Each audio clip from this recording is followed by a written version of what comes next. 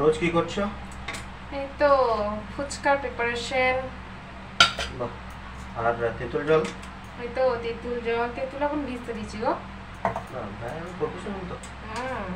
অনেকদিন পর খাবো, সেই রোজার আগে খেয়েছি লাস্ট। আচ্ছা,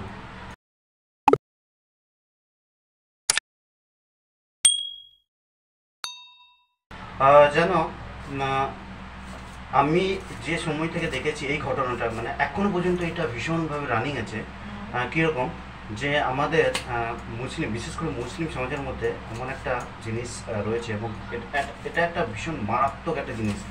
কীরকম যে যখন কোনো একটা ছেলে মেয়ে পড়াশুনো করছে, কোনো একটা প্রফেশনাল লাইনে হয়তো পড়াশোনা করছে, যেমন ধরে নাও বর্তমানে BCA MCA বা কোনো ইলেকট্রিক্যাল ইঞ্জিনিয়ারিং, ব্যাচেলার ডিগ্রিগুলো যেগুলো টেকনিক্যাল লাইনের পড়াশোনাগুলো, এগুলো করার পরে কী করছে, যখন তারা কোম্পানি থেকে অফার পেয়েছে, হয়তো স্যালারিটা ভীষণ কম, কিন্তু সেখানে কি হচ্ছে না, স্যালারি কম হওয়ার কারণে তারা সেই অফারটাকে নিচ্ছে না, ক্যান্সেল করছে। মানে তাদেরই সামনে এমনও ছেলে মেয়ে রয়েছে যারা ওই ওই কাজের জন্য ফ্রি অফ কস্ট, মানে বিনা পারিশ্রমিকেও কাজটা করছে।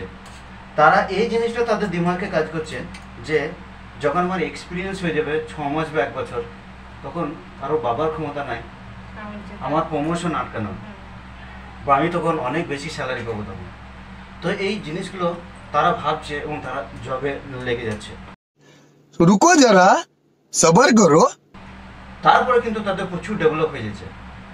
আর এই যারা এইগুলো ধরনের একসেপ্ট করছে না, আমি কেন কম স্যালারিতে জব করব, এরকম একটা ঘটনা তারা বলতে চাইছে, কেন আমরা কম স্যালারিতে জব, এত পড়াশোনা করেছি, এত খরচা করেছি, দেখে কেন কম স্যালারিতে জব করবো। এটাই আমাদের ভারতবর্ষের, এটাই কালচার, আমাদের কিছু করার নেই, এরকমভাবেই করতে হবে এবং ধীরে ধীরে প্রমোশন হবে, ডেভেলপ হবে। যখন তুমি এক্সপিরিয়েন্স তোমার হয়ে যাবে, হ্যাঁ, যখন তোমার এক্সপিরিয়েন্স হয়ে যাবে, তখন তো কারোর বাবার ক্ষমতা নেই তোমাকে আটকে রাখার। তখন যে কোম্পানিতে তুমি কাজ করছো সেই কোম্পানি থেকে অন্য কোম্পানি তোমাকে ডাকবে, বাবু এইদিকে এসো, তোমাকে এত সদাই। আমাদের মেন্টালিটি একটু অন্যভাবে সেট করা আছে, আমরা কেউ ছোট থেকে বড় হতে চাই না, একদমই একবারে বড় হয়ে যাব, এই জিনিসটা আমাদের মধ্যে। আর এইটাই কিন্তু ভীষণ মারাত্মক। যেমন ধরো নাও, যদি আমি 5 থেকে 10 বছর পূর্বের কথা বলি, তো সেই সময়ে কি হতো না, সেই সময়ে যে শিক্ষার হারটা, সেটা কিন্তু একটা ক্রমশ বাড়তির দিকে ছিল এবং অনেকটা সমাজে ডেভেলপ হয়েছিল। এখন কি হচ্ছে, সেইটা কিন্তু অনেকটা কমে যাচ্ছে। তার কারণটা কি না, যেমন ধরুন একটা এক্সাম্পল সহকারে আমি বলি, কোনো একটা হয়তো ছেলে MCA করেছে, MCA করলো, MCA করার পরে সে হয়তো আর জব করলো না, কোনো অফার নাই, বাবার ইনকাম আছে, জমিদারি হালে মাছ ভাত খাচ্ছে আর ঘুমোচ্ছে, আর পাড়াতে বসে বসে বাচ্চা ছেলেগুলোকে জুটিয়ে মোবাইল ঘাঁটছে। এতে কি হচ্ছে না, অনেক ছেলে হয়তো স্বপ্ন দেখেছে যে হ্যাঁ এই দাদাটা এই পড়েছে, আমিও পড়বো, কিন্তু তারা যখন এটা দেখছে যে হ্যাঁ ওই দাদাটা তো পড়েছিল বটে, কিন্তু চাকরি করে না, জব করে না, তখন কি হচ্ছে না, ডিমোটিভেট হয়ে যাচ্ছে। পড়াশোনা করে লাভ কি, এত পড়াশোনা করে কোনো চাকরি নেই, কিছু নেই, চাকরি নেই। কিন্তু তারা কিন্তু এটা জানে না যে চাকরি আদতেও কি ও পেয়েছিল না পায়নি, এটা কিন্তু তারা দেখতে যায় না। সামনেটাই দেখবে যে ও ঘরে বসে আছে বা এমনি চাষের কাজে লেগেছে বা কোনো ব্যবসা করছে, এটাই দেখবে।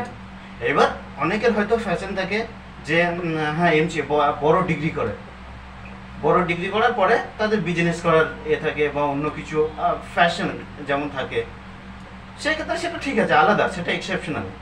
কিন্তু তোমার ফ্যামিলিতে এমন একটা কন্ডিশন আছে যে তোমার উপরে নির্ভর করছে, ফ্যামিলি নির্ভর করতে চাইছে, এবং যে পরবর্তীতে যে তোমার বাবা মা তোমার ইনকাম পেতে চাইছে, কিন্তু তোমার সেদিকে কোনো ভ্রুক্ষেপ নেই। তো এই যে জিনিসটা, মানে এটা কিন্তু মারাত্মক ক্ষতিকারক আমাদের সমাজের পক্ষে। কারণ আমাকে যখন পড়াশোনা করিয়েছে, আমার পিছনে যখন ইনভেস্ট করেছে, তখন ওরাও তো চাইবে সেটা আবার অবশ্যই রিটার্ন চাইবে। অবশ্যই। এবং আমার একটা নৈতিক একটা কর্তব্য আছে যে আমাকে একটা রিটার্ন দিতে হবে। একদমই তাই। তো এই জিনিসটা কিন্তু মারাত্মকভাবে বেড়ে চলেছে। এটা আস্তে আস্তে চেঞ্জ করা দরকার আমাদের। এটা ক্রমশ পিছিয়ে পড়বো আমরা সবের থেকে, পিছিয়ে পড়বো। তো এখানে যে হয়তো তোমরা ভাবছো হয়তো যে আমরা কি একদম মানে কমিউনাল টাইপের এরকম একটা টপিক চুজ করেছি বা কন্ট্রোভার্সিয়াল। দেখো, তোমরাও হয়তো দেখবে সমাজের মধ্যে এই জিনিসটা সর্বত্রই রয়েছে এবং এটাকে নেগেটিভভাবে নেওয়ার কিছু নেই। আমরা এই জিনিসটাকে যাতে সুধারতে পারি বা শুধরানো উচিত আমাদের, যাতে আমাদের সমাজটা আরও ডেভেলপ করে। আমার পরিচিত অনেক বন্ধু যারা ভালো ভালো পোস্টে জব করছে। যাই হোক, আমিও একটা বাইরে একটা রাজ্যতে এসে জব করছি, আমিও পারতাম বসে থাকতে বা আমিও বাড়িতে বলতে পারতাম জব নাই এ নাই, কিন্তু যাই হোক যাই পেয়েছি না সেটা নিয়েই আমি সন্তুষ্ট আছি এবং সেটা নিয়েই আমি ডেভেলপ করছি। আমি কিন্তু আকাশ ছোঁয়ার মতো আশা রাখি না, হবে ধীরে ধীরে হবে, অসুবিধার কী আছে। তো এখানে নেগেটিভভাবে নেওয়ার কিছু নেই।